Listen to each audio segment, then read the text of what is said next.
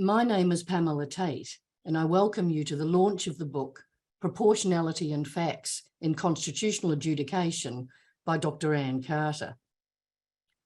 I'd first like to acknowledge that although we're meeting online, we in Australia are doing so on Indigenous land. I'm speaking from the traditional land of the Boonwurrung, and Wurundjeri Woiwurrung peoples of the Eastern Kulin Nation. I acknowledge the traditional owners of that land. I also acknowledge the Wurundjeri people on whose land Melbourne Law School is situated, and the traditional custodians of the lands on which those of you who are joining us in Australia are living, learning, and working from. I pay my respects to the elders both past and present, and to all Indigenous peoples with us today. Well, I'm delighted to chair this event, which is part of the Global Public Law Seminar Series, hosted by the Centre for Comparative Constitutional Studies at Melbourne Law School.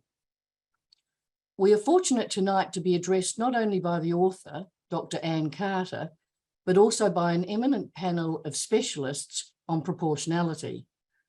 Professor Joe Tomlinson from the University of York in the United Kingdom, Professor Niels Petersen from the University of Münster in Germany, and Associate Professor Cora Chan from Hong Kong University. Proportionality and Facts in Constitutional Adjudication is a book of remarkable scholarship. Published by Hart, it is Volume 1 in the Hart Studies in Constitutional Theory. This series is described as the natural home for books interrogating the concepts and structures of constitutions on the national, the supranational, and international level. Dr. Carter's book interrogates the use by judges of structured proportionality in constitutional review as a method of testing the validity of legislation. The context is primarily that of the implied freedom of political communication under the Australian Constitution. There is also an examination of the use of the structured proportionality test with respect to the guarantee under Section 92 of the Constitution that trade, commerce, and intercourse among the states shall be absolutely free. As we shall hear in much more detail, the structured proportionality test, at least as applied in Australia in the context of constitutional review, consists of three elements: suitability, necessity, and balancing. Suitability depends upon the law being capable of achieving its objective. Necessity requires a court to consider whether there are other, less restrictive alternatives that might achieve the same end. The balancing stage requires a court to evaluate whether the benefit or achievement of the legitimate aim is worth the cost of limiting the right or interest.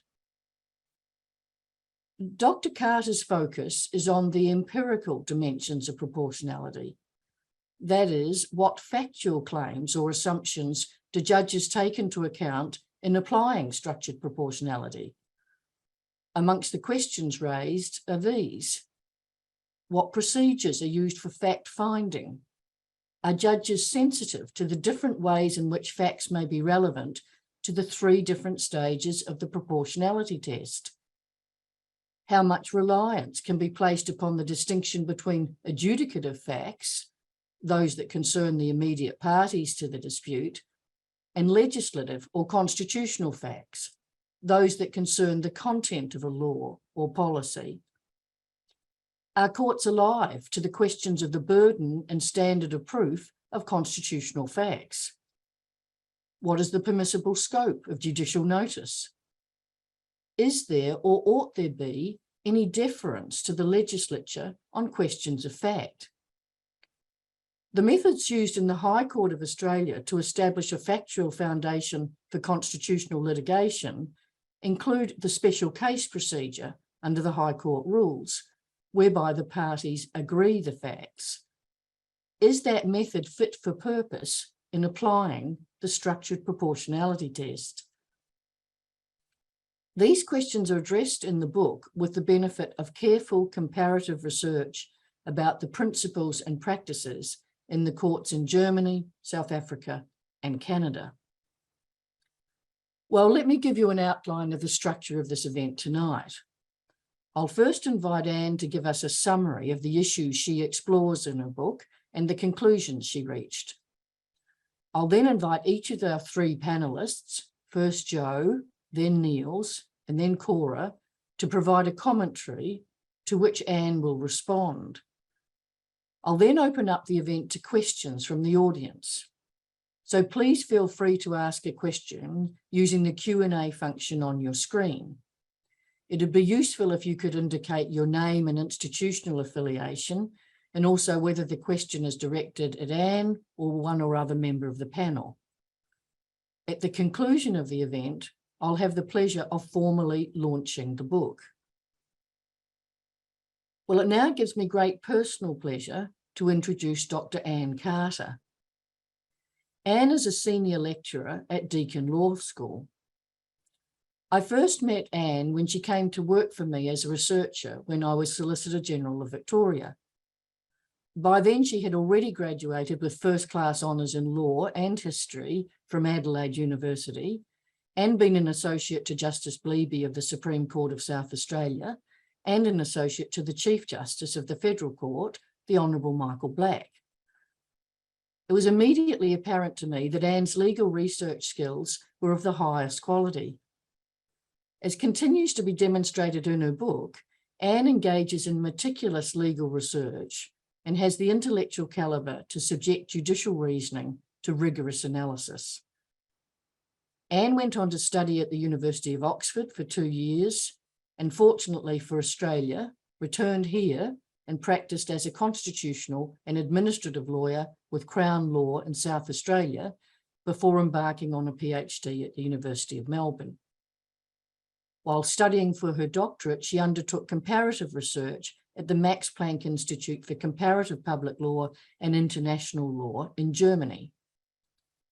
Anne presented at the Public Law Conference in Cambridge in 2016 on constitutional convergence and proportionality, where she was the runner-up for the inaugural Richard Hart Prize, which recognises the best paper delivered at the conference by an early career scholar. I distinctly recall the praise given to Anne's paper by Lord Reid of the UK Supreme Court. Her doctoral thesis became the backbone of Proportionality and Facts in Constitutional Adjudication.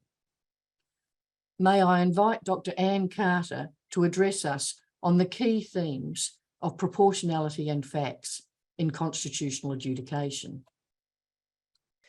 Thank you, Pamela, for those kind words and your introduction to my book. I'd like to begin by acknowledging that I'm speaking to you tonight from the lands of the Kaurna people of the Adelaide Plains. I acknowledge the Kaurna people as the traditional owners of the land and pay my respects to their elders, past and present. This book represents the culmination of many years of study, too many to count, I think. And it began as a flicker of an idea many years ago, and I'm so pleased that it's finally come to fruition. It will, I hope, be the starting point for many conversations about proportionality, and that it will also open up more discussions about the important role of facts, not just in the context of proportionality reasoning, but in other areas of public law. In terms of my comments tonight, I'll speak briefly about 3 aspects of the book. I'll begin with a brief outline of the motivations behind this book, that is, how my interest in this area developed and what led me to pursue this topic. Then I'll discuss briefly the main conclusions I come to in the book and also the broader implications of the book. In other words, I'll try to explain quite briefly why facts are relevant to proportionality and why this matters. And then finally, I'll turn to look at some future directions. So I'll touch here upon some of the procedural issues, which Pamela has already foreshadowed, which is where I think there is a need for further clarity and development. So in terms of the motivations for this project, for a long time, I've been interested in the intersection between law and fact. And the seeds for this were first sown many years ago. My undergraduate degree was in history, which is where I first became interested in the notion of facts and how we establish facts about the past. This interest was then piqued when I studied evidence law at Adelaide University with Andrew Lidgetwood, and it led to an honours thesis looking at the role of historians in the native title process. So alongside this, I developed a strong interest in public law, particularly constitutional law. And a particularly formative experience I had was the year I spent working as Pamela's researcher when she was Solicitor General for Victoria, where I got to see firsthand the dynamics of High Court litigation and the contested issues of constitutional interpretation. So I'm particularly delighted that Pamela has agreed to launch my book tonight, as she's been a constant source of encouragement and inspiration throughout my career. And my particular interest in proportionality developed when I worked as a practicing lawyer. As Pamela mentioned, I'd recently returned from postgraduate studies in the UK, where of course proportionality was routinely used by courts. Back in Australia, the first case that happened to land on my desk was the street preachers case involving the Adelaide City Council. And this concerned whether council bylaws were compatible with the implied freedom of political communication. And so this matter had worked its way through the District Court and the Supreme Court, and then it got special leave shortly after I started work in practice. So in contrast to the situation in other jurisdictions, it struck me that there was so much uncertainty about whether proportionality was an appropriate test in the Australian constitutional context. And if it was, what exactly did it involve? So it was really a culmination of these two interests and how they might intersect that led me to pursue a PhD on this topic, and which has ultimately led to this book. So I'll now discuss briefly the main themes of the book and the conclusions I reach. So Pamela has already outlined the 3 stages of the proportionality test. And of course, most of you watching tonight will be very familiar with this test and the variations of this that are used in other jurisdictions. So my main task in the book is to spell out quite explicitly where facts arise in this test. Too often, I think, at least in the Australian context, the factual dimensions of proportionality can be somewhat hidden. So there's been a lot of literature in recent years about proportionality, but most of this is focused on the propriety of judicial balancing. So the empirical claims which underpin judicial assessments of proportionality often haven't received very much attention. Another difficulty in this area is that courts themselves are not always explicit in their reasoning about what role empirical material plays, which leaves parties in a dilemma about what evidence is necessary and how this material should be put before the court. So one of the main goals of the book is to try to make some of these things more explicit. So in the book, I try to show how the types of questions the court has to answer at each of the 3 stages of suitability, necessity, and balancing are in fact underpinned by questions of fact. And as I set out in the book, it is at the necessity stage where a court has to assess how a given measure works and whether any hypothetical alternatives might have a lesser impact on the right, that questions of fact have most prominence. The other thing the book tries to do is to look at whether a turn towards proportionality, as we've seen in the Australian context over recent years, will necessarily increase the reliance on facts. As a matter of logic, it might appear as if this is the case. After all, as I have suggested, structured proportionality is a fact-sensitive concept. So you might expect that if courts start applying structured proportionality testing, we'll see a flurry of fact-finding and evidence. But as I hope to demonstrate in the book, this is not always the case. So in Australia, at least, the introduction of structured proportionality by some members of the court has not necessarily resulted in an increased focus on facts. That is, there is no simple correlation between proportionality and facts. So a more explicit reliance on proportionality reasoning has not always been accompanied by a greater willingness to engage with facts. And in some cases, it's actually the minority justices, that is those who have resisted this turn towards proportionality, who engage more explicitly with the empirical questions. So although I think there are some signs that the High Court is more willing to engage with questions of fact, the court's treatment of facts continues to be inconsistent and somewhat elusive.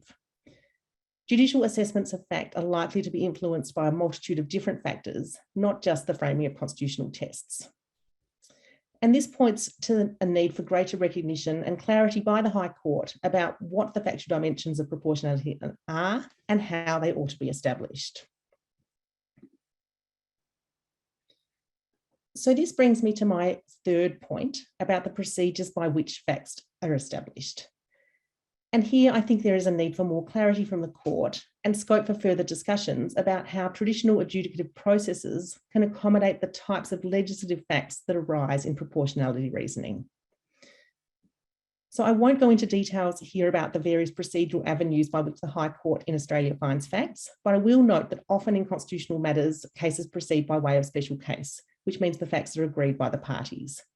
And this leads to difficulties that the court is limited in the material it has before it. And so the factual foundation before the court might be inadequate, which raises real questions about whether this vehicle is appropriate. So in terms of trying to understand the procedural implications that arise in applying tests of proportionality, in the book I outlined 3 key areas where there's a need for more clarity. So first, the burden and standard of proof. Second, judicial notice and its limits. And third, the question of deference or restraint. That is, how much weight can a court place on decisions of other branches of government? My main contention here is that if we have a more nuanced understanding of facts, which recognises the different types of facts that emerge at the different stages of the proportionality test, that this has implications for how we think about procedure. In other words, as I try and show in the book, there's an interplay between procedure and substance. So how the tests of proportionality are framed will have a bearing on the issues of process. So in terms of those 3 issues that I discuss in the book in terms of procedure, it's here that I hope the book is part of a broader conversation about how these important questions might be clarified and developed in the future. And it's here that I think the comparative experience is particularly helpful. So I'll finish up my remarks by highlighting a number of issues where the experiences of other jurisdictions might be fruitful. First is whether this helps us think about facts in other areas of public law. Proportionality is, as I mentioned earlier, just an example of where facts are relevant to public law adjudication. It's a prominent example of where courts rely on facts in constitutional litigation, but certainly not the only example. Second, the question of deference. So when should courts give weight to decisions made by other branches of government? And what sorts of evidence should be required to demonstrate this? And then third, how can the court be assisted by expertise from other disciplines? And again, this brings us back to the fact-finding role of the High Court and the adequacy of existing procedures. So that brings me to the end of my remarks, but I will be joining you again later, and I very much look forward to the comments from Jo, Cora and Niels. Thank you. Many thanks, Anne. Well, the first member of our panel tonight is Professor Jo Tomlinson. Jo is Professor of Public Law at the University of York. He's the co-chair of the academic panel of the Administrative Justice Council that has oversight of the whole of the administrative justice system throughout the UK. The council advises governments and the judiciary on how the system can be more coherent and advises on ways to ensure the system can be accessible, fair and efficient for all its users. Jo is a co-author of the Oxford Handbook of Administrative Justice, and he's written extensively on judicial review in administrative law proceedings. He's collaborating with Dr. Carter on another book, a book they're jointly editing, Facts in Public Law Adjudication, in which he has an article called Missing Evidence. He's also written on evidence-based responses in the context of law and compliance during the COVID-19 pandemic. Jo will address us on the role of facts and evidence generally in public law adjudication from the perspective of English law. Thank you, Jo. Thank you, Pamela, and thank you so much for the invitation to be part of the discussion of this exciting new book. I think Anne has put her finger on one of the most important gaps between theory and practice in judicial review. Evidence and facts in judicial review, from my point of view, a major blind spot in our understanding of public law. So it's great to see this discussion advancing through this excellent book. As Pamela said, I'm going to speak from the perspective of an English lawyer, and I've been looking at this topic, the idea of facts and evidence in judicial review, for a number of years. And reading Anne's book, I found it highly instructive, not only because of the substantive analysis within the book, but also because of the approach that Anne takes to wrestling with the issues that arise. So in my comments, I hope to address 3 things briefly. First, I want to outline in very broad terms what I see to be the unsatisfactory position in English and Welsh courts. Second, I want to raise the question of how we should respond as lawyers to these kinds of challenges around facts and evidence in public law adjudication. And third, I want to say a little bit about where research and scholarship might need to go next to deal with those challenges. In relation to each of those questions, I hope to refer to Dr. Carter's book and how it helps us navigate through them. So first, the position in England and Wales. I can't go into detail, in too much detail on this topic due to the limitations of time, but I think it's important to draw attention to the fact that the position in the UK has some striking similarities with that in Australia and in some of the other jurisdictions covered in the book. So we've seen in recent years the growing importance of evidence in judicial review. And that does link, as Anne mentioned a few moments ago, to proportionality, but it also links to other legal frameworks that are applied in the courts. So, of course, the Human Rights Act in the UK has led to more extensive evidence being used in judicial reviews, but also other acts of parliament, like the Equality Act, has increased the amount of evidence the courts are looking for and relying upon. My suspicion is pieces of legislation around data rights might also create other fact-intensive judicial reviews. But the reality is that it's very much a feature of modern judicial review across the system that while some cases are less fact-heavy, there is now a good proportion of cases that are heavy in terms of evidence. And not only are we seeing a growing importance of evidence, but we're also seeing, in my view, the complexity of evidence that the courts are relying on increasing. So we're seeing more things like quantitative statistics used in courts. We're also seeing more qualitative research, more extensive qualitative research, more technical expert evidence. There's been a number of developments in England and Wales recently about the role of experts in judicial review. Also seeing a lot of reference to things like impact assessments, which if you look through the prism of proportionality at an impact assessment, it maps quite well onto informing a proportionality analysis. We've also seen some creative uses of evidence in the courts in England and Wales in recent years. So to give one example, hypothetical evidence is becoming more widely used. We've seen a few prominent cases where it's been difficult for claimants to prove how a system is not working particularly well by reference to actual case studies, because those case studies are hard to find. The court has, on some occasions, accepted hypothetical case studies which show how a system may fail to function. So we've seen this growing importance of evidence. We've also seen the growing complexity of evidence in some cases. But that has been matched, in my view, by a sort of denial of the issues that are arising. So if you look at the major textbooks on judicial review, there's very little in the way of analysis of the role of evidence and facts. If you look at the major practitioner textbooks like De Smith, you get a few lines of evidence. Mostly it's about how to present evidence, what kind of things go into a traditional witness statement, that kind of material, not much on the judicial approach to evidence or the different types of evidence that we now see. And similarly, the Administrative Court's own guide in England and Wales only has a few lines on evidence, so not very instructive in terms of the wider approach. And then if you look at the judicial decisions that we're getting, I would argue that there's almost incoherence on whether this is in fact an important feature of judicial review. So scattered across judicial review judgments, you see phrases such as judicial review is not well suited to the determination of disputed questions of fact. But in other cases, you see judges readily acknowledging the role of facts in modern public law. So, for instance, Lord Hobhouse in Wilson and First County Trust said the questions of justification and proportionality involve a sociological assessment, an assessment of what are the needs of society. So there's different degrees to which the courts recognise that what they're doing in public law cases these days is resolving contested questions of facts.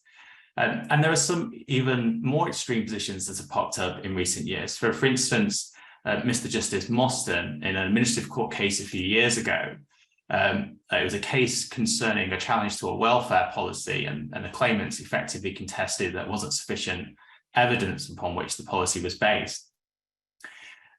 He suggested that there was perhaps a principle, quotes, that if a distinction with such dramatic effect is to be drawn, then elementary fairness surely requires that empirical research be commissioned.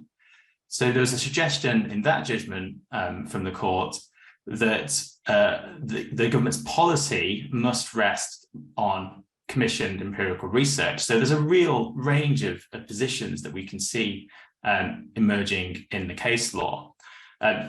My view overall is that if you were to read all of the recent cases on this topic, you would be quite confused as to what the approach is in English law to facts in public law disputes. But you'd also be confused as to whether facts are even particularly important in public law disputes. So there's a great deal of confusion in my view. Reading Anne's book, it's striking to me that these kinds of trends are to a greater and lesser extent in certain places being reflected elsewhere, not only the growing importance and complexity of evidence, but also the response in some places is to ostrich-like, perhaps not address these issues squarely. So I think an important feature of this book is it raises to a higher level of consciousness issues that are already existing in day-to-day practice. And that's something that I think we all need to do in relation to this issue in coming years. So in terms of the second question, how should we respond? I think it's very tempting particularly for public lawyers trained in the common law systems to see this as quite a difficult and complex and potentially even scary development. How should we respond to these complex questions of evidence? That's not only because typically we don't get trained to think about evidence too much in public law, not at least the extent that, say, a criminal lawyer would, but also because of our typically a historical, I should say, attachment to ideas like deference. There's a very tempting option here to say, well, these questions are for public authorities and not for the courts. So there's a real risk of retreating into a very simple analysis, and I think that would be a mistake. Modern government is, of course, very complex, and government over the last century has become increasingly complex, both in the functions that it carries out, but also how it carries out those functions. So it's to be expected that judicial review is to become more complicated as a result. Judicial review obviously involves courts engaging with the business of government. We also have more complex legal frameworks, more statutes, and more law overall. So we see, particularly in relation to generalized legal protections, more and more complex questions of law coming before the courts. So in my view, evidence is part and parcel of the modern shape of public law. And it's not a sustainable answer in modern public law to simply say we should try to limit the amount that judges are deciding questions of evidence and fact. It is simply part of their role. And we must also be careful, in my view, not to cast this question just in terms of nervousness about the limits of judicial authority or judicial power. So, of course, we need to be sensitive to those kinds of considerations. But we also need to be sensitive to the fact that if courts do not engage with questions of facts and evidence closely, then we will not see effective implementation of legislative schemes through the courts. So we need to think about nuanced ways, in my view, about how we manage facts and complex facts and evidence, and how they can be sensibly managed in practice through the judicial process. We need to think about the approach that the judges are taking in substance to the evidence, but we also need to think about procedural changes and innovations that might be required. So I think Anne's book is really instructive in its substantive analysis, but also instructive in the spirit in which it conducts that analysis. The book really rolls up its sleeves, if you will, and embraces the complexity of the subjects it's dealing with, and really tries to advance nuanced thinking about this topic. And for that, I think it should be warmly welcome. Finally, I just want to say a little bit about where research and scholarship should go next. So my simple answer to this is that I think we need to develop a field of public law evidence. So in other areas of legal practice, such as criminal law, there are more advanced and developed fields of evidence scholarship. And I think public law needs something of an equivalent. And in time, I hope and expect that Anne's book will become a foundational text in that field. So I will stop there. Thank you very much. Well, many thanks, Joe, for those insights into the way in which the English and Welsh courts are dealing with these issues, from the acceptance of hypothetical scenarios to the demand for commissioned empirical reports. So thank you indeed for those insights. The second panelist tonight is Professor Niels Petersen. Niels is Professor of Public Law, International Law, EU Law and Empirical Legal Studies at the University of Munster. As far back as 2017, Niels addressed a conference at Sydney Law School on the German approach to proportionality and asked whether it was a model for Australia. Also in 2017, he published his book, Proportionality and Judicial Activism, Fundamental Rights Adjudication in Canada, Germany, and South Africa. He has written more generally on empirical research in constitutional law. Niels will address us on the comparative use of proportionality and the role of facts. Thank you, Niels. Thank you, Pamela, and thank you for the invitation. I'm very glad to be here to discuss this issue with you. I think Anne, she really wrote an important book about an underappreciated topic, research topic, and that's the role of facts in the use of proportionality. If you look in the comparative literature, you find almost nothing on the role of facts in proportionality. And as Anne points out in her book, facts are really important in all three steps of the proportionality analysis, and therefore I think it really fills a gap. When reading the book, I thought one of the issues that was striking to me, and maybe that reveals that I'm a German lawyer, is the importance of procedure, and she really points out how differences in the different procedures of the systems that she compares, Canada, South Africa, Germany, and then finally Australia, might really be consequences of the different procedures. So in Germany, for example, the German Constitutional Court is not really constrained by procedures in trying to establish facts. It can commission expert opinions, and it's not bound by what the parties present to the court. So procedural issues play much less of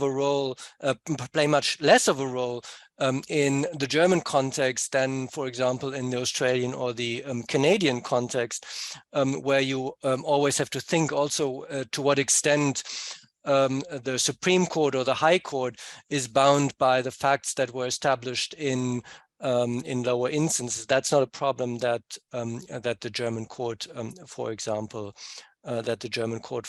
has.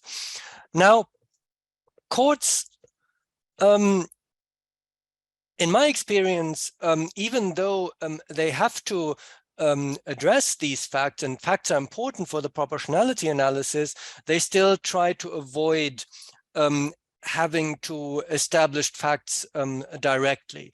Why is that? Because in many of the cases that come to courts, and many of the cases that concern the constitutionality of statutes, we often have situations of uncertainty.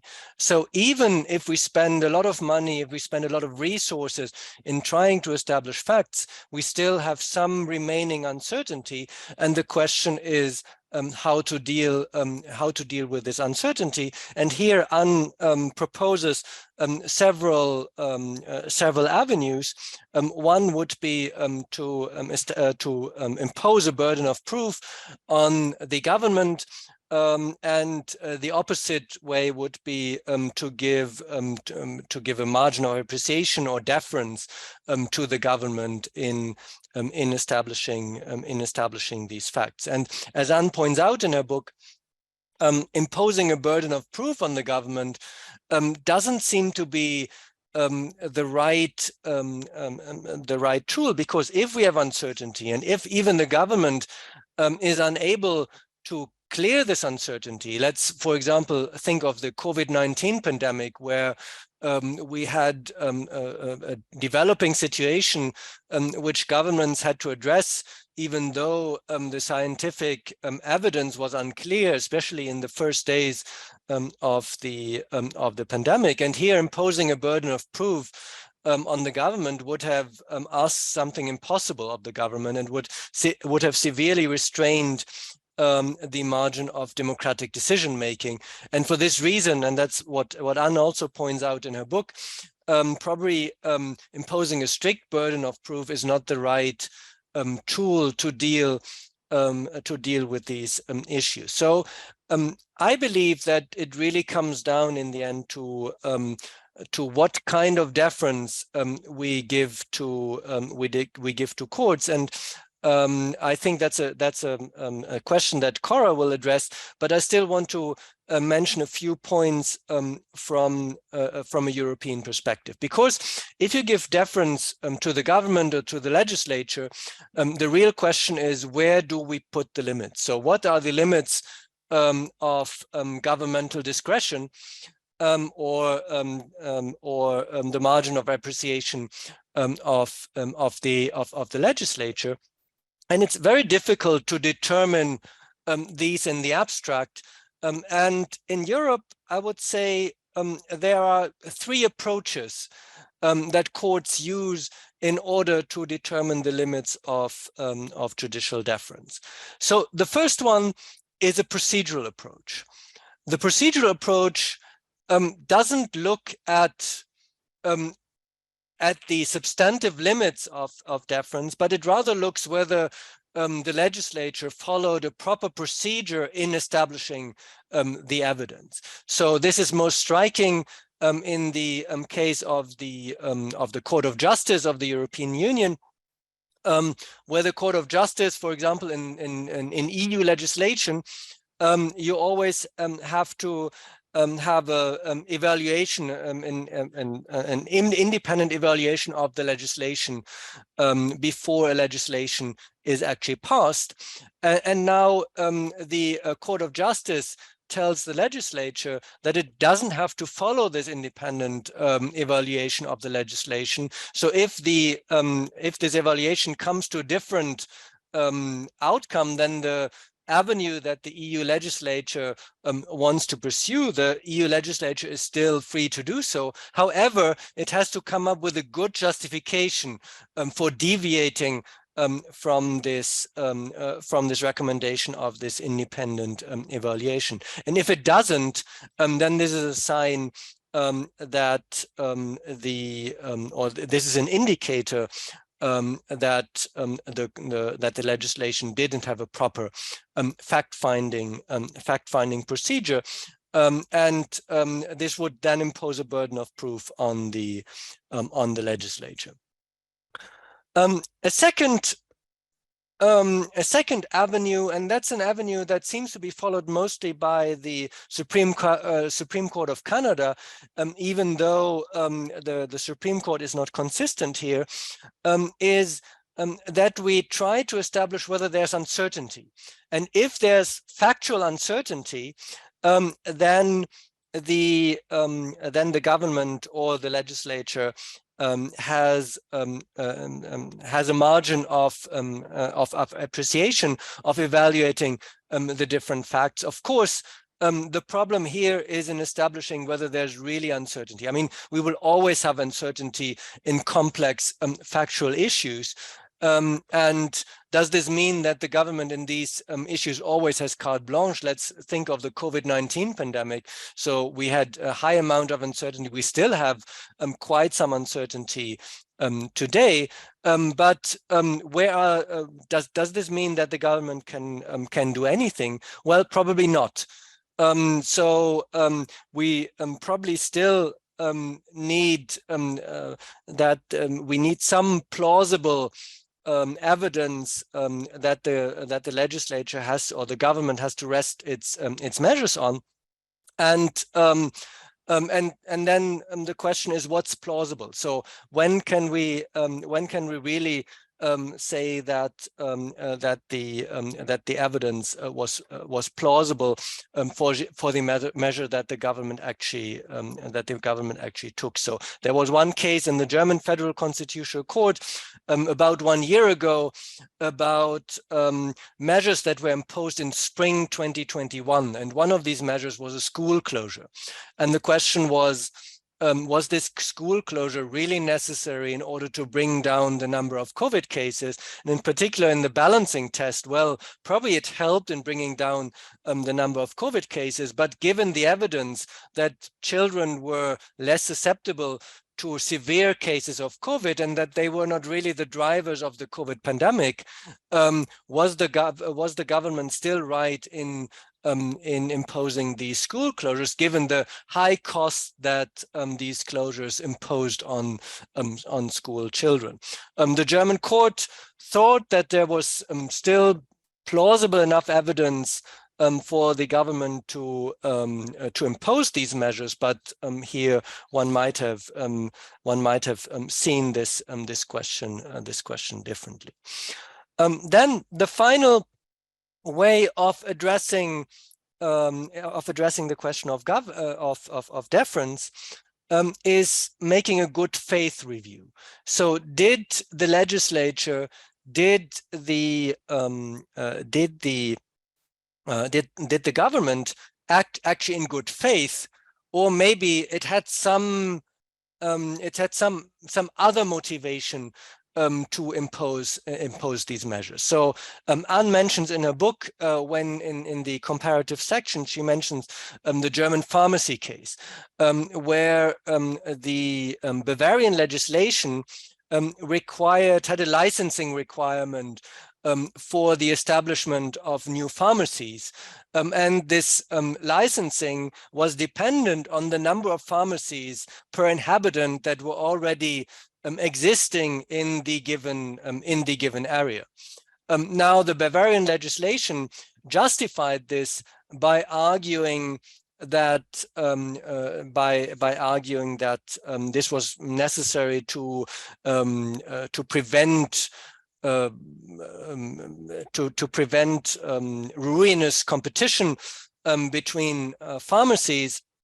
But one could also make an argument that this was a measure to actually protect incumbent pharmacies.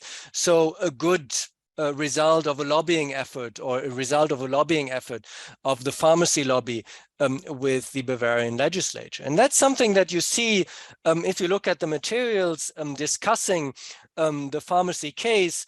That was something that was very clear to the judges, that this was possibly a measure to protect incumbent pharmacies, something which could not impose a limit on the freedom of profession. And so this was a reason for the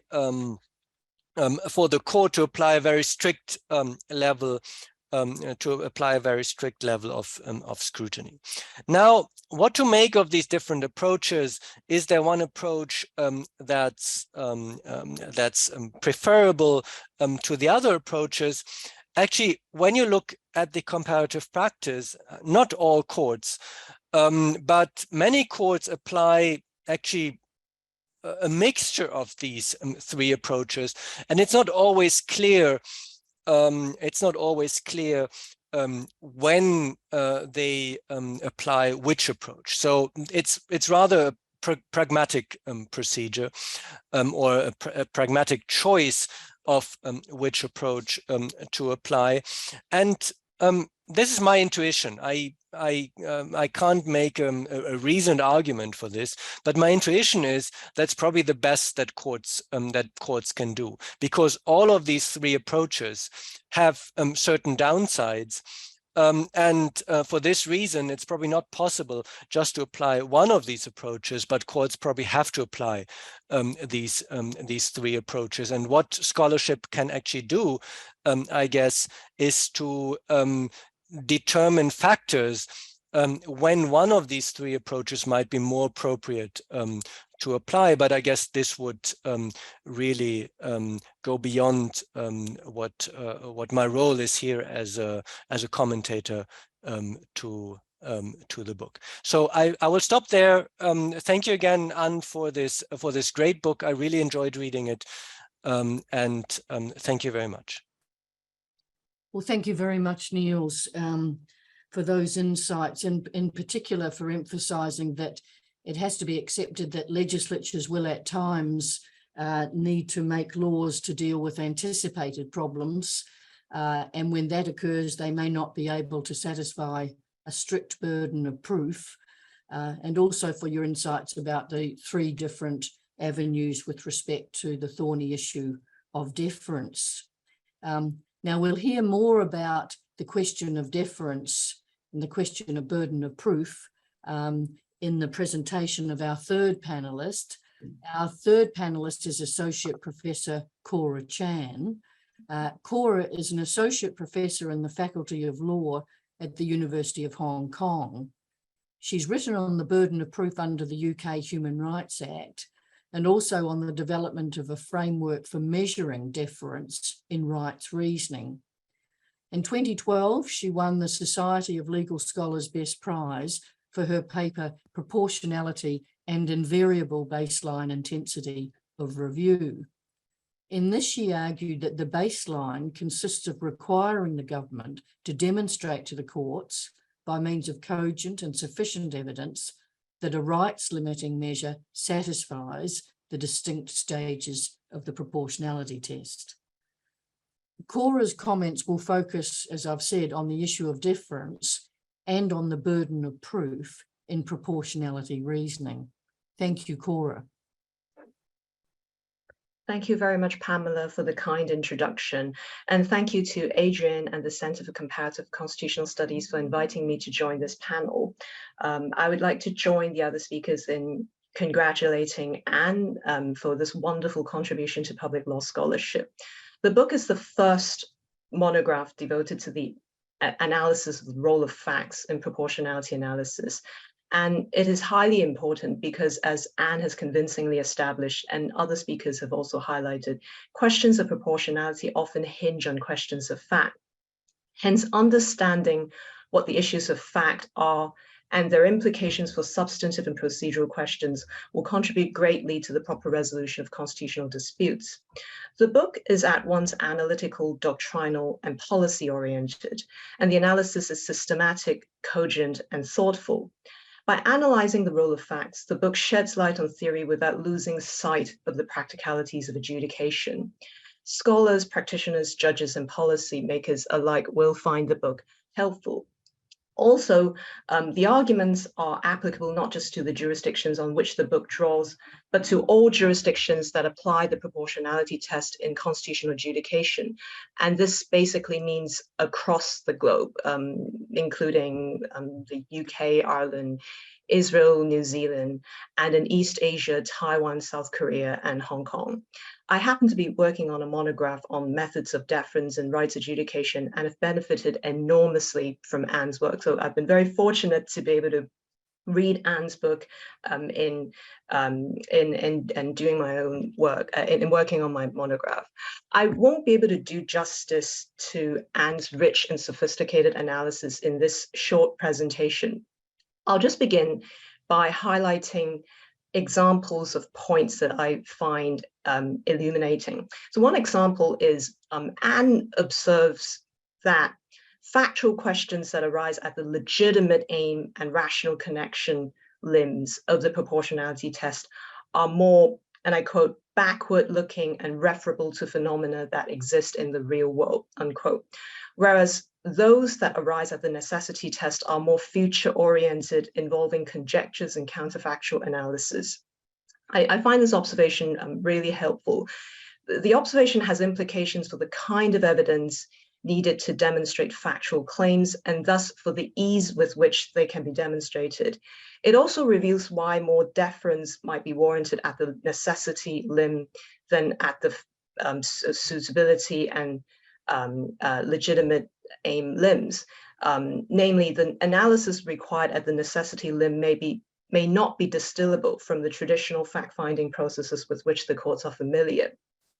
Another example of an argument that I found really helpful was that Anne observes that the factual basis needed for the normative judgment at the fair balance limb of the proportionality test may or may not already have been provided by the factual assessments in the previous limbs of the proportionality test.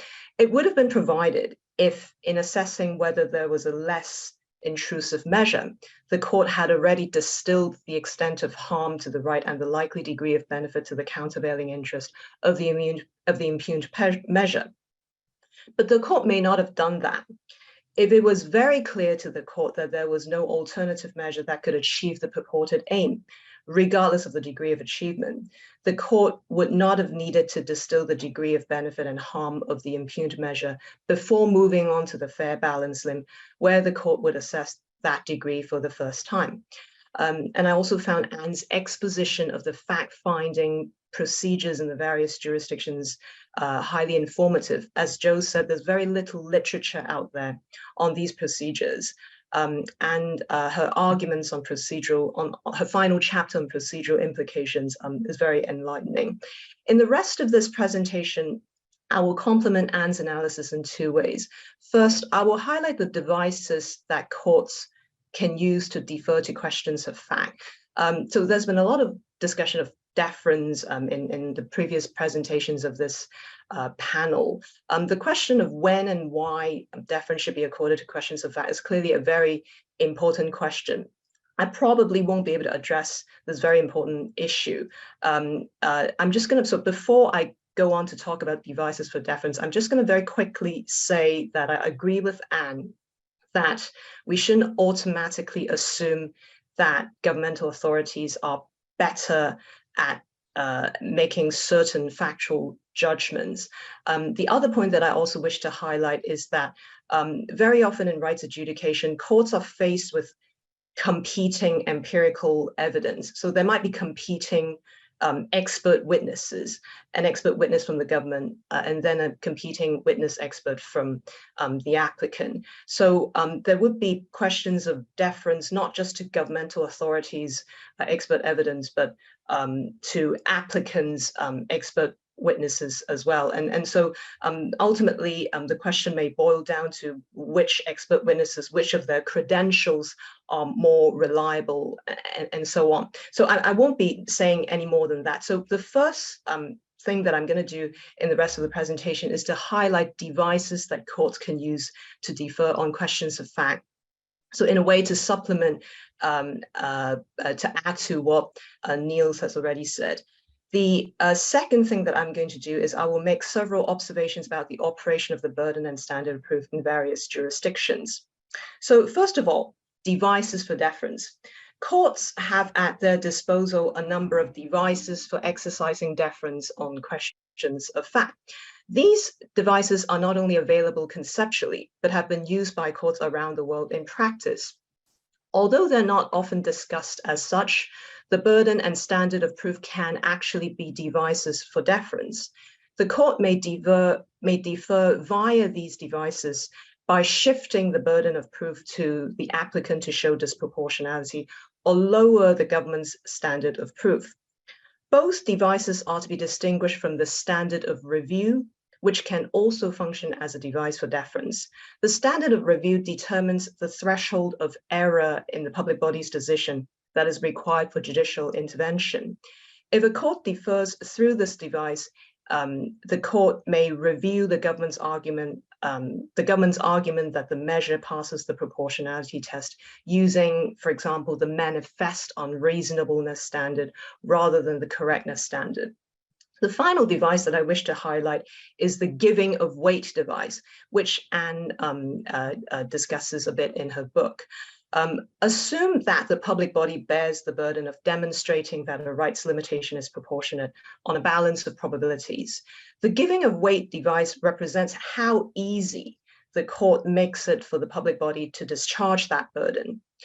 If the court differs via this device, the government does not need to proffer any evidence or evidence as cogent on the merits that it would normally need in discharging its burden.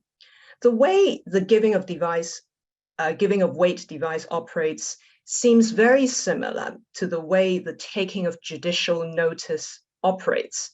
In both instances, the court is ready to accept a factual proposition without proof. But as Anne's analysis shows, they are in fact distinct methods of fact-finding. The court takes judicial notice of a fact when the court is of the view that the fact is clearly uncontroversial.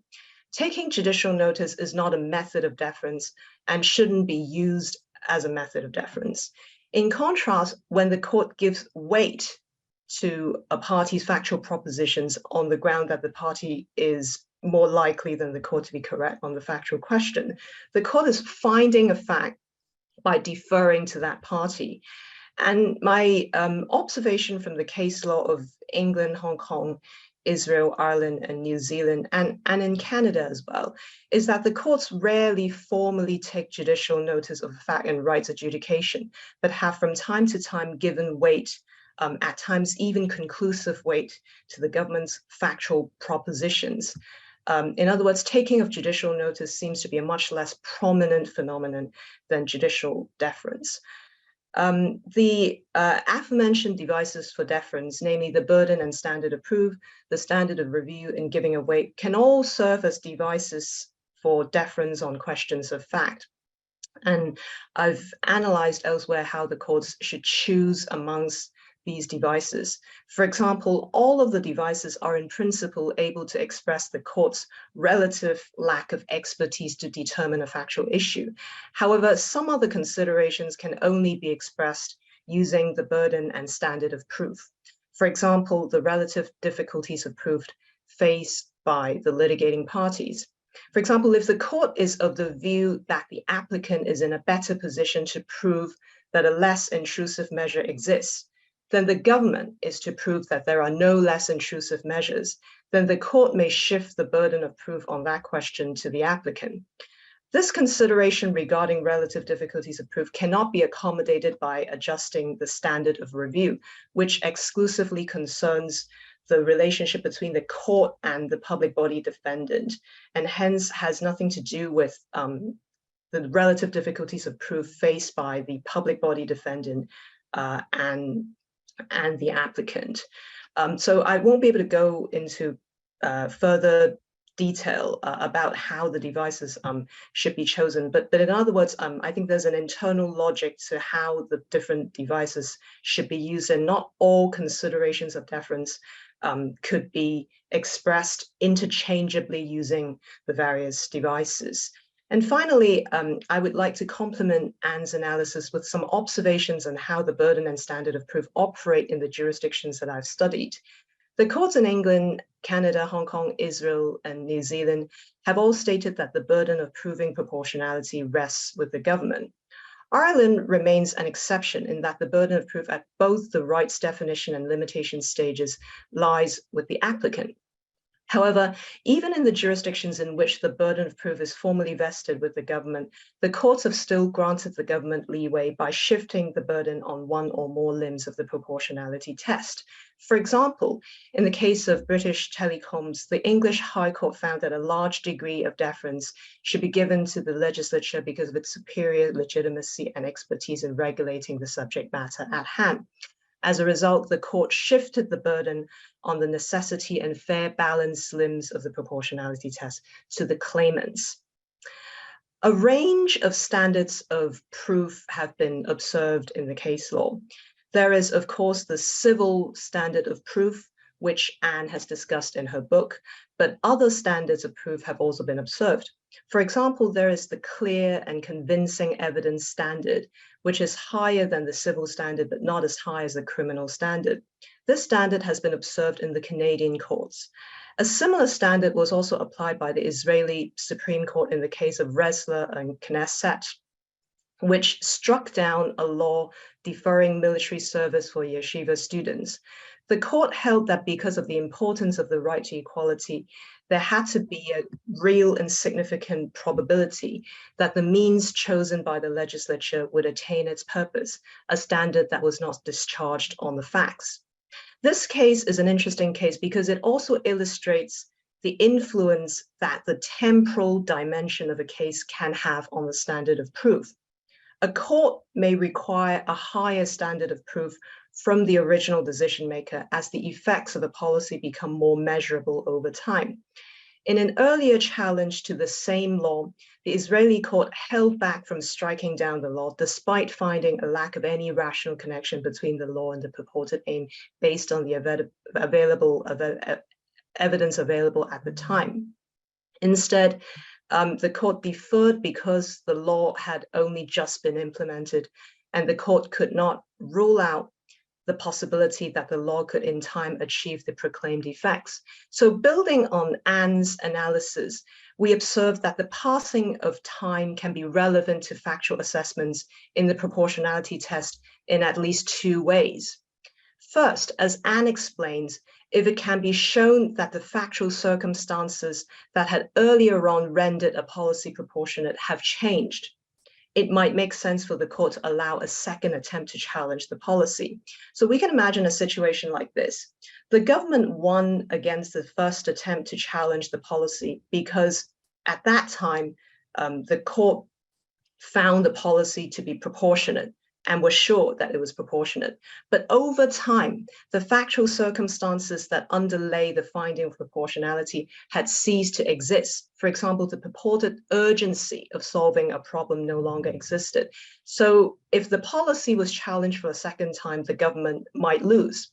The second way in which the passing of time affects factual assessments in proportionality analysis is this. As the effects of the policy become more measurable over time, the court may defer less by requiring more proof from the government. So we can imagine a situation like this. The government won against the first attempt to challenge the policy because back then the court was unsure of the effects of the policy and hence deferred to the government on this factual question. But over time, the effects of the policy have become more measurable. So if the policy was challenged for a second time, the court might well defer less and the government might well lose as a result. So I see that my time is up, so just to complete the analysis on the various standards of proof, the lowest standard of proof observed requires proof only to a slight and theoretical possibility, and that is observed in the judgment in Nicholson, which concerned the constitutionality of a ban on assisted suicide. So I'm going to conclude there. The book is an admirable exercise in rigorous scholarship, and I'm sure it's going to spark discussions on a crucial but overlooked aspect of constitutional adjudication. So many congratulations and thank you.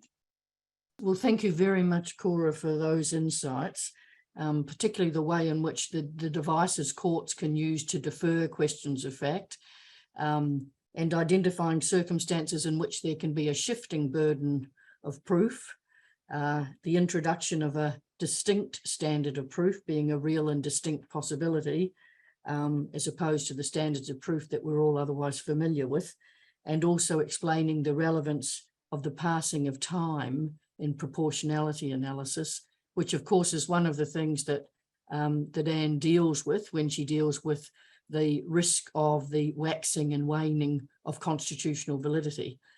So thank you again, Cora, for those insights.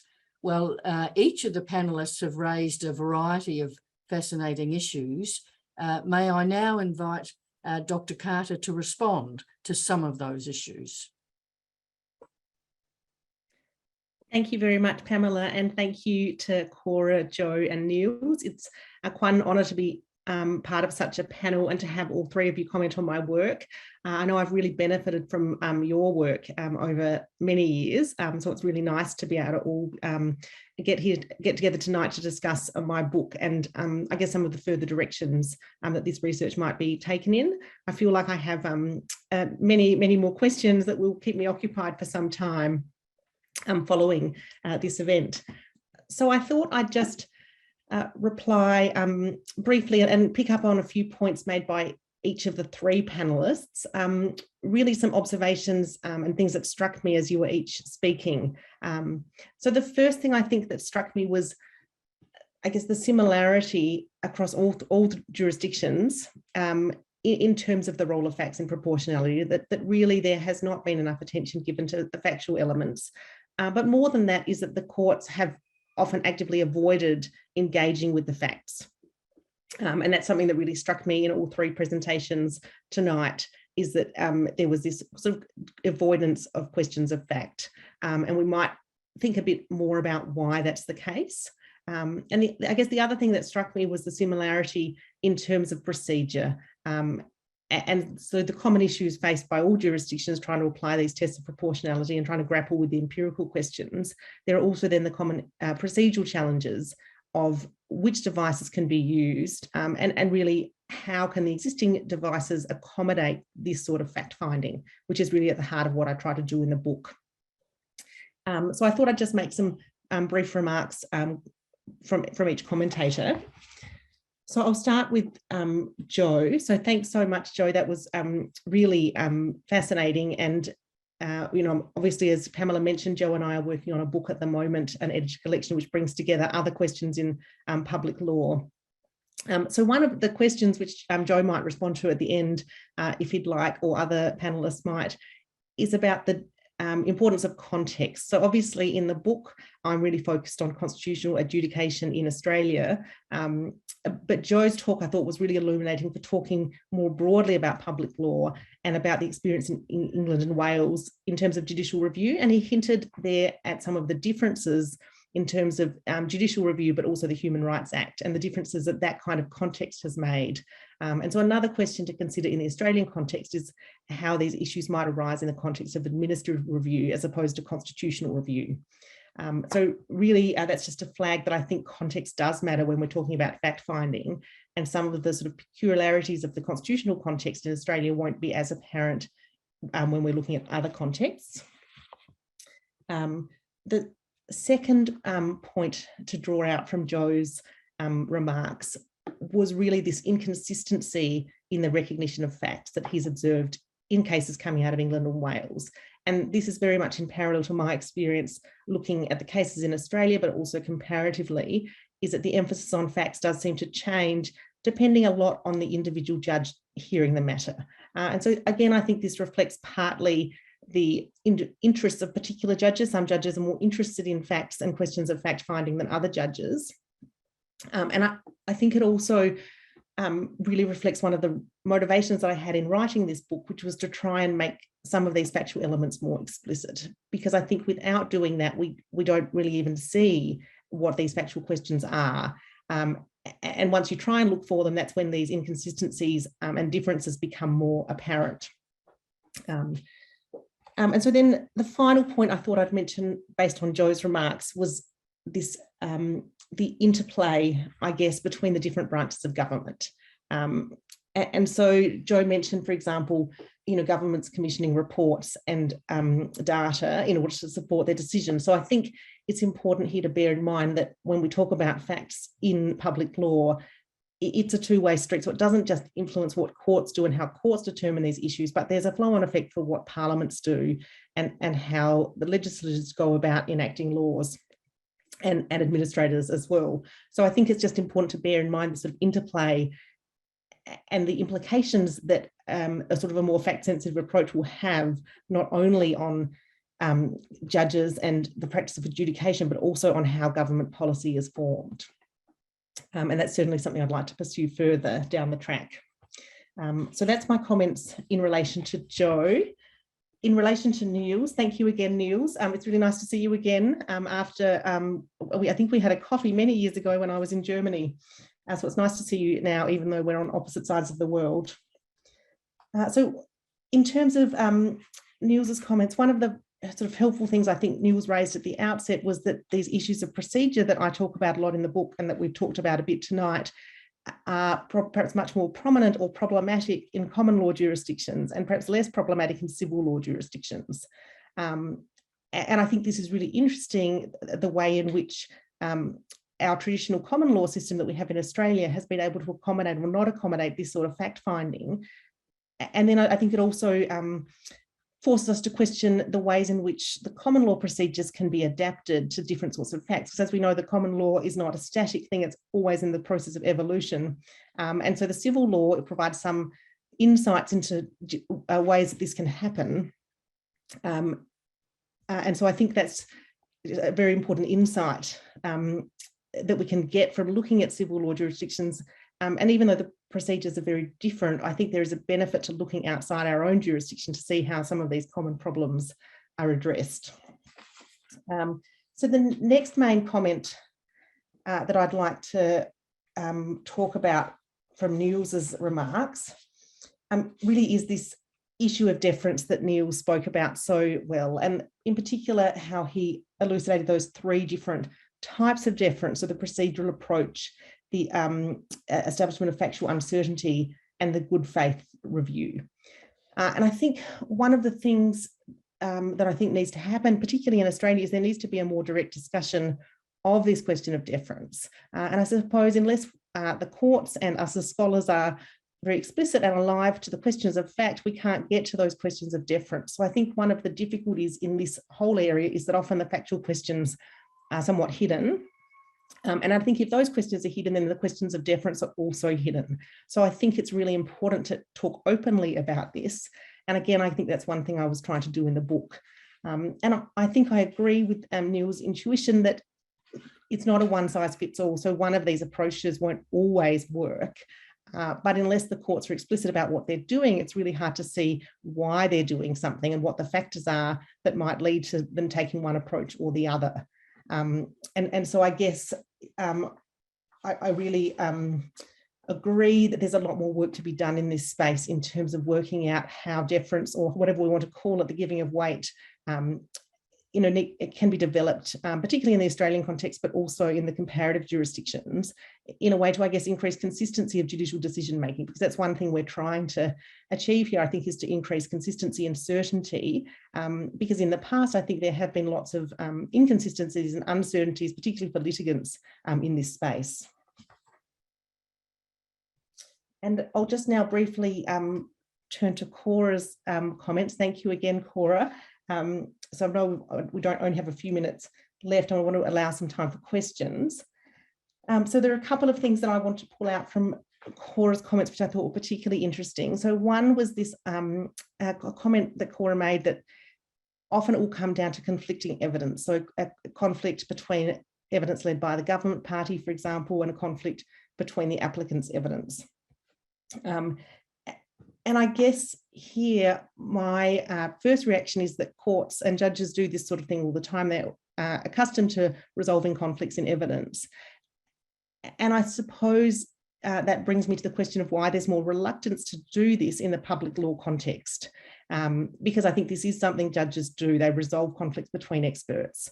And I think this probably comes back to the point that Joe made earlier about whether we need to think more broadly about whether there's a field of public law evidence and whether it raises some distinct issues that can't be accommodated by the normal evidentiary procedures. So that was one point arising out of Cora's, is about how to deal with conflicting empirical evidence. And the other thing I wanted to comment on was, I thought Cora's discussion of the difference between the standard of review and the burden of proof were just incredibly helpful, and that's something that I definitely tried to do in the book, hopefully with some degrees of success. And the other thing I thought, leading on from this, that Cora identified really well was the interplay between the different devices. And so in particular, how the burden of proof can operate as a form of deference, but how judicial notice is really a different tool and not a form of deference. And I think, again, in this area, there's often a lack of clarity in terms of what the courts are actually doing. I definitely agree with Cora that in my observation, courts very rarely use judicial notice explicitly in this area. But again, if courts don't tell us what they're doing, it's sometimes quite hard to tell what they are doing. And one of the difficulties in Australia, but I think also comparatively, is that often courts have it now more and more evidence being presented to them and sort of vast arrays of material, but often it's quite unclear what that material actually does in terms of the court's reasoning or the court's result. And so again, that's an area where we could hope for some more clarity. And then I guess finally, the last remark based on Cora's comments was this, what do we do with facts changing over time, which, as Pamela mentioned, is something I try and look at in the book. And so what are the implications in terms of deference and the giving of weight when facts change over time? And again, I think that's something that we need to address more explicitly. So thank you again. I'm looking forward to the questions and any responses from the panelists. Yes, well, we have a couple of very interesting questions, Anne. The first is from Patrick Emerton at Deakin University. Patrick says, would Anne be able to say more about the special case procedure with adjudication occurring on the basis of the agreed facts between the parties? How is that to be reconciled with the High Court's duty to ensure conformity to constitutional mandates? Okay, thank you, Patrick, for that question. I think you've really captured in that question this tension that exists, because obviously the High Court in Australia is the arbiter of the Constitution and has this duty or mandate to interpret the Constitution and to resolve these disputes on the basis, in these cases, on the basis of proportionality reasoning. But at the same time, the procedures that the court uses are quite limited in some ways. And so the special case procedure, particularly for those people from other jurisdictions, essentially involves the parties agreeing to a statement of facts. And I think here there really is a tension between procedure and then the court's duty. But at the same time, I think from the point of view of litigants, there are practical reasons why the special case procedure often is a preferable route, because the prospects of having evidence can delay matters quite a lot. So I don't know that I have a really firm answer, Patrick, but I think that it's certainly, there is a tension there. And I think it's, I guess, about working out whether or when those procedures need to be modified to ensure the court can still carry out its mandate. So I suspect, in some cases, it's not possible for the parties to agree. And so the court could remit the matter to a lower court for fact finding, because that's the other thing, the High Court's not really a fact finding court. And so I guess that, the parties might not agree, or there could be cases where the court doesn't feel like it has an adequate factual foundation. Even if the parties agree, the court might not think it has an adequate factual foundation and could remit the matter. So I think it really does raise questions about the adequacies of the existing procedures. Actually, I wondered myself, Anne, whether there ought to be a sort of standard procedure in the High Court for implied freedom cases, that the question of the set of alternative measures that would be less restrictive of the freedom or impose less of a burden on the freedom ought be remitted to a single judge of the federal court for proper evidence to be taken and for it to be a proper contest with cross-examination, and then that set of alternatives be, as it were, agreed that they will be the set of alternatives that the High Court compares the measure or law against. But certainly your book really does raise the question that there are very difficult problems here with simply having an agreed set of facts between the parties. Anyway, Patrick has actually got a follow-up question. He says, is the idea of judges resolving conflict between experts particularly pressing in a system of democratic government, which to some extent rejects the notion of technocratic government in favour of electoral government? I might see if some of the other panelists want to chip in on that question. I mean, I can maybe say something on the question if So I guess we have to see that that this is about fundamental rights. So I mean, in principle, we say that that government and the legislature, they are bound by accountability to the electorate, so they're not really bound by sticking to facts. But in these cases, we deal with restrictions of fundamental rights, and I guess their government cannot just say, well, we are accountable to the electorate, so we can evaluate the facts as we want to. But they have to. There has to be a stricter standard on the facts that that the government establishes. So if you think of COVID and school closures, for example, this is not just a democratic decision, but that's also something that that violates fundamental rights of the concerned children and the parents. So for this reason, I believe that courts have an important role to play here as an adjudicator to resolving these factual questions and uncertainties. Yes, we have a further question, and this is really to all panel members.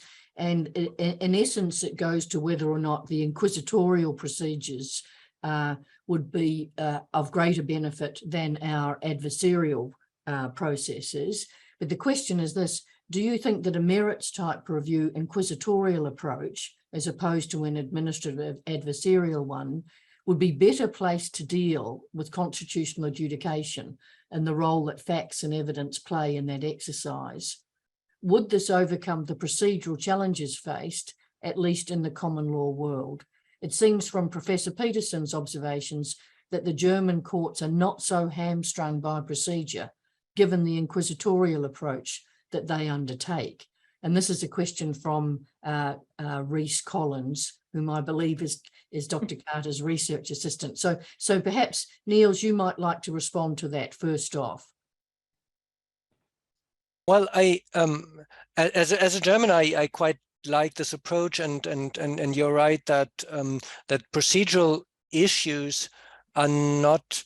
They're not debated very much in German scholarship, because that's not really a big problem, because the court can actually establish the evidence or hear the experts that it wants to hear. Of course, there are certain problems involved. I mean, which experts are invited, and that can, of course, predetermine the opinion that the court gets, and is the court really in the good place to determine which are the best experts to hear. So it's not an approach without problems, but it might resolve some of the procedural issues that common law jurisdictions face. And Cora, would you like to respond? Yeah, I haven't really thought about this question, but I think drawing from the German experience, it does seem that there would be advantages in relaxing, even if we don't move entirely towards an inquisitorial model, but relaxing the strict adversarial model of fact-finding. In a way, we've already relaxed that procedure for certain types of adjudication, like allowing more interventions, amicus briefs, and so I think the direction is definitely right, that if we're backed by, so I guess the other factor, the other relevant factor would also be how much resources our courts have. So the courts in a particular jurisdiction have. So if they have a lot of resources, and they have a really potent research team that backs them, then I can imagine that reforming the procedures along this direction would be able to ease the fact-finding difficulties faced by courts in constitutional adjudication. Well, thank you, Cora. Joe, do you care to respond? Yeah. So I'm always a bit skeptical of the distinction between merits and process. I think a lot gets swept under that particular rug. There's a lot of it's a kind of, I think for at least in my own jurisdiction, a retreat, a position where people retreat into to try and kind of make the world less messy than it in reality is. So I wouldn't necessarily draw a sharp distinction between that, but I do think what happens is because we buy into those kinds of distinction, at least in England and Wales, or we generally buy into those distinctions, we don't confront the kinds of questions that we've been discussing today as readily as we might do. So we do like to comfort ourselves with myths about how law works, and then avoid the tough questions. And that a consequence of that, or one consequence of that, is that we don't think about, are our courts properly equipped to do the job we're actually asking them to do? So in the UK, there's very little research support, very little evidence support. And if you start with the simple question, how would you design a procedure to deal with evidence in modern judicial review cases? You probably wouldn't come up with the procedure that we have. So I think there's some really important fundamental questions about how are we equipping courts to do the jobs that we're charging them to do.